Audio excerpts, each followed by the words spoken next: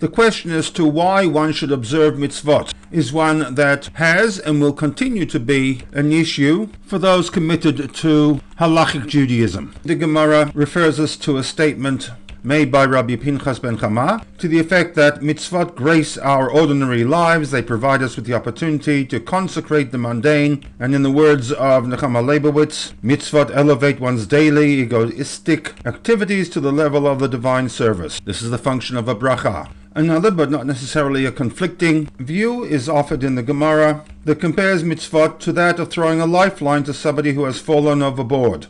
Take hold of the rope in your hand. Do not let it go, for if you do, you will lose your life. And that view is reflected in the pasuk of Va'atem hadvekim ba'Hashem Elokeichem, that if one wishes to be in a state of chayim, life, one needs to dalad bet kuf, create an attachment to Hashem through the performance of mitzvot.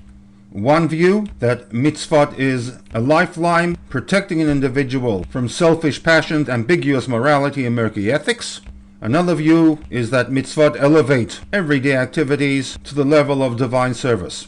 And while these two positions may sound good in theory, when translated into the real world of mitzvot observance, there may be some challenges. They might be applicable to tefillah, possibly the mitzvah of mezuzah, sanctifying the home, but one could ask how the viewpoints would be applied to mitzvot such as tefillin or restrictions against the kind of food that we eat.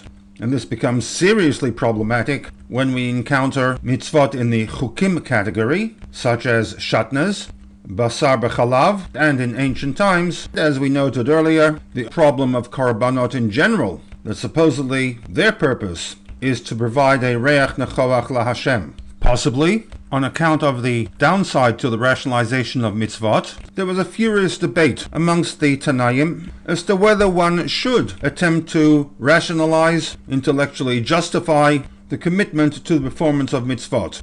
There was a pro and a con.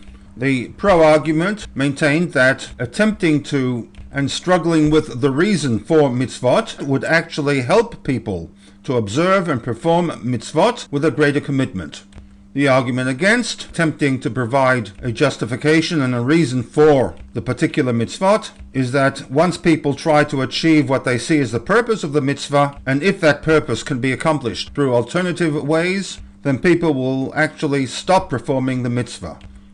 This line of thinking was codified into the Pittsburgh platform at the Convention of Reform Rabbis in Pittsburgh in 1885, where the fourth in a series of principles argued that all such Mosaic and rabbinical laws as regulate diet, priestly purity, and dress originated in ages under the influence of ideas altogether foreign to our present mental and spiritual state. They failed to impress the modern Jew with the spirit of priestly holiness. In our days, that is 1885, those mitzvot hinder modern spiritual elevation. And hence, for the Reform, the Reconstructionist, and in many cases the Conservative movement, the first two statements would be applicable. Mitzvot are a lifeline, mitzvot elevate, but only those mitzvot that the respective organization felt useful to the modern man of the day. We can live with the moral code of the Torah, mitzvot that are necessary for enhancing the community, but certainly not shatnez, tefillin, kashrut, and those mitzvot that are linked to the re-establishment of the Beit HaMikdash. For those who are committed to halachic Judaism, be they centrist, affiliated with the UO and Yeshiva University, be they the Young Israel movement, or those linked to the Agudat Yisrael, that incorporate both the Yeshivish and the Hasidic worlds, we add one additional role and function of mitzvot, and that is that mitzvot are the means through which one facilitates a connection with God. 1 and 2, look at the mitzvot from the perspective of man. Number 3, brings God into the picture. 1 and 2 reflect the why, for those within Orthodox Judaism who wish to engage with the why, and herein we have the broad spectrum from centrist orthodoxy to Haredi orthodoxy.